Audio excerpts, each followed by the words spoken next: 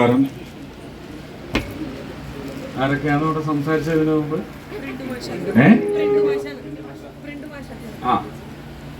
മാഷ് രാഷ്ട്രീയ അവസ്ഥയൊക്കെ വിശദീകരിച്ചു. അപ്പൊ അതിനെ സംബന്ധിച്ച് ഞാനൊന്നും സത്യം പറഞ്ഞാൽ തെരഞ്ഞെടുപ്പ് പ്രചരണത്തിൽ ഉടനീളം തൃശ്ശൂരിന് ഇനി എന്ത്, തൃശ്ശൂർ ഇനി എങ്ങോട്ട്, ഇതിനെ സംബന്ധിച്ച് മാത്രം ചർച്ചകളിൽ. കാരണം ഓരോ വോട്ടെടുപ്പും വരുന്നത് പ്രാപ്തിയുള്ള ഒരാളെ തിരഞ്ഞെടുക്കാനാണ്. ആ തിരഞ്ഞെടുക്കപ്പെടുന്ന ആളിന്റെ പ്രാപ്തി നിർവഹണത്തിൽ എത്തിയോ, നിങ്ങൾക്ക് ലഭ്യതകളുണ്ടായോ എന്ന് പറഞ്ഞാൽ ഓരോരുത്തരുടെയും ലഭ്യതയല്ല. ബൃഹത്തായ ഒരു സമൂഹത്തിന് ലോകോത്തര നിലവാരത്തിലേക്ക് എത്തിക്കൊണ്ടിരിക്കുന്ന ഭാരതത്തിന്റെ ഭരണ നൈപുണ്യത്തിലൂടെ കഴിഞ്ഞ ഒരു 7 വർഷമായിട്ടെങ്കിലും സൃഷ്ടിക്കാൻ കഴിഞ്ഞിട്ടുള്ള വമ്പിച്ച മുന്നേറ്റം, അതിന്റെ അംശങ്ങൾ നിങ്ങളുടെ എല്ലാം കുടുംബത്തിലേക്ക് എത്തിയോ, നിങ്ങളുടെ സമൂഹത്തിലേക്ക് എത്തിയോ, നിങ്ങളുടെ ഈ മണ്ഡലത്തിലേക്ക് എത്തിയോ, നിങ്ങളുടെ നിയോജക മണ്ഡലത്തിലേക്ക് എത്തിയോ, നിങ്ങളുടെ സംസ്ഥാനത്തേക്ക് എത്തിയോ? ഇതിനാരാണ് കാരണക്കാരാണ്? ഇതിനാരാണ് കൈക്കാരാവേണ്ടത്? കൈക്കാരൻ വളരെ പ്രധാനപ്പെട്ട ഒരു ചുമതലയാണ്. ആ കൈക്കാരനാവാൻ നിങ്ങളോട് വോട്ടിന് വേണ്ടി അഭ്യർത്ഥിക്കാനാണ് ഞാൻ വന്നിട്ടുള്ളത്. തെരഞ്ഞെടുക്കപ്പെടുന്ന നിങ്ങളുടെ കൈക്കാരൻ ഞാനാണെങ്കിൽ കഴിഞ്ഞ 5 വർഷം പോലെ ഒട്ടുമേ ആയിരിക്കില്ല. കഴിഞ്ഞ 25 വർഷത്തെ ഒരു തെരഞ്ഞെടുക്കപ്പെട്ട ലോക്സഭാ അംഗത്തിന്റെ പ്രവർത്തന രീതി നിങ്ങൾ വിലയിരുത്തുക.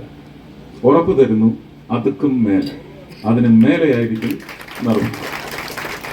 എന്തൊക്കെയാണ് ചെയ്യാൻ പോകുന്നതെന്ന് ഒരു മാനിഫെസ്റ്റോ വരുന്നത് പോലും അതിനൊരു രാഷ്ട്രീയ ചുവയുണ്ടാവും.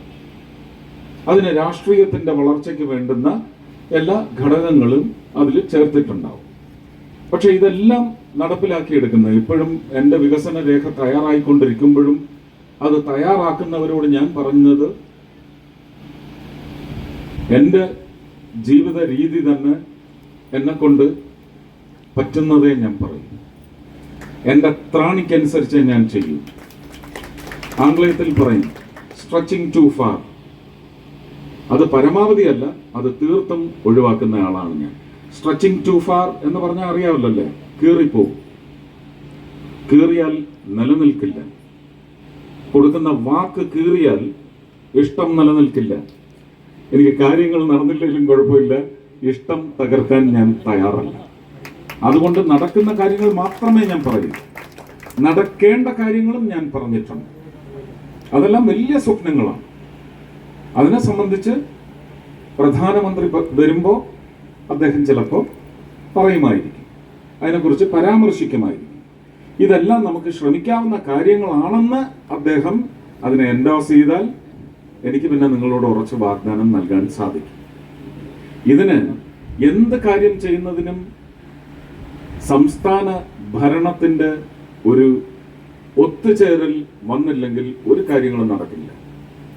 ഇപ്പൊ ജൽമിഷന്റെ ഭാഗമായിട്ട് പൈപ്പ് ഇടാനായിട്ട് കൊടുത്തിട്ടുണ്ട്. അതിന്റെ ലൈൻ ചാർജ് അടക്കം ഇവിടെ കൊടുത്തിട്ടുണ്ട്. ഇവിടെ നിശ്ചയിച്ച് ഈ ആളുങ്കലിനെ പോലെയൊക്കെ ഉള്ള ആൾക്കാരെ എല്ലാം കോൺട്രാക്റ്റും കൊടുത്ത് ഇവിടുത്തെ കോൺക്രീറ്റ് റോഡിനും എല്ലാം പൈസയും കൊടുത്തിട്ടുണ്ട്.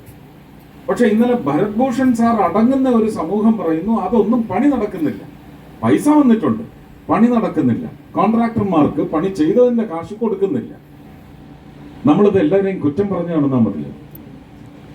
അങ്ങനെ കുറ്റം പറയുന്നതല്ലാതെ ഞങ്ങൾ ചില വാസ്തവങ്ങൾ നിങ്ങളോട് പറയുമ്പോൾ നിങ്ങളുടെ ഈ ഉത്തരവാദിത്വം ഏൽപ്പിക്കുന്ന ഒരു ചടങ്ങ് വോട്ടാണെങ്കിൽ ആ വോട്ട് കൃത്യമായി നിങ്ങൾ ശുദ്ധിയോടെ മനസ്സിലാക്കലിലൂടെ ചെയ്താൽ ഇതിനെല്ലാം പ്രതിവിധി കുറിക്കേണ്ടത് ആ പ്രക്രിയയിലൂടെ മാത്രമാണ്.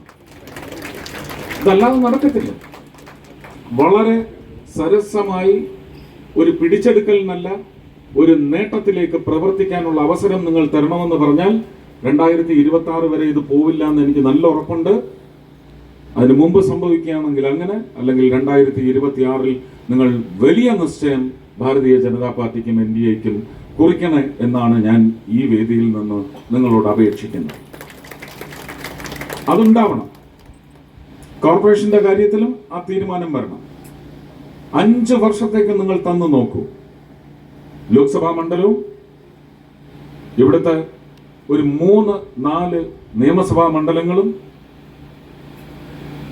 കേരള ഭരണത്തിൽ നിർണായക ഘടകമാകുന്നതിനുമുള്ള അവസരം തന്നു നോക്കൂ.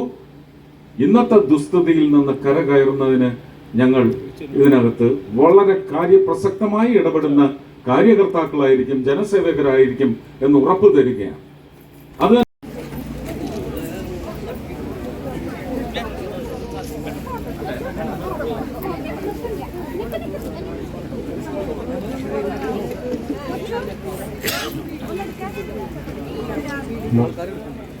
ഈ കുടുംബയോഗത്തിന് നന്ദി പറയുന്നതിനായി മനോഹർജിയെ ക്ഷണിക്കുന്നു.